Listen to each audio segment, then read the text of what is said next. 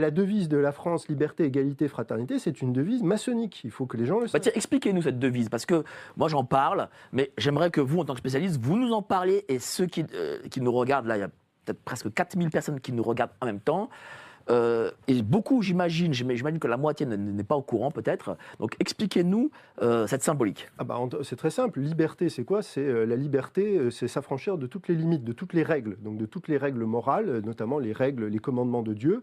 Donc c'est fais ce que tu veux. Et ça nous amène à quoi? Ça nous amène à la pédophilie, ça nous amène au transgenre. En fait, c'est la subjectivité. C'est tu fais ce que tu veux. Vous savez, c'est l'abbaye de Thélème de Rabelais. Fais ce que voudras. Donc c'est la licence, en fait. C'est pas la liberté, c'est la licence. Donc ça, c'est soi-disant la liberté. On se libère des chaînes de l'esclavage des commandements de Dieu. Donc eux voient ça comme ça.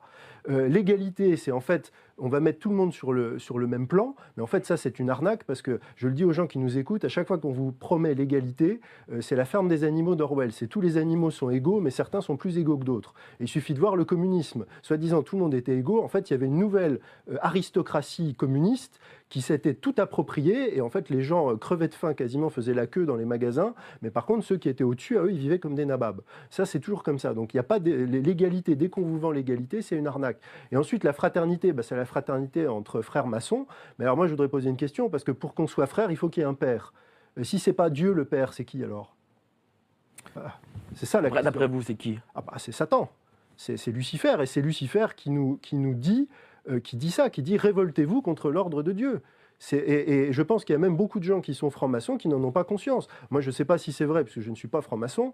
On dit que, en fait, cette vérité-là, en fait, qu'est-ce qu'il y a derrière tous ces trucs-là? En fait, les gens le découvrent que bien plus tard, et il y a plein de gens qui sont sûrement d'honnêtes francs-maçons, qui croient vraiment œuvrer pour le bien de l'humanité, la fraternité, les droits de l'homme, etc., mais qui ne comprennent pas les principes qui inspirent tout.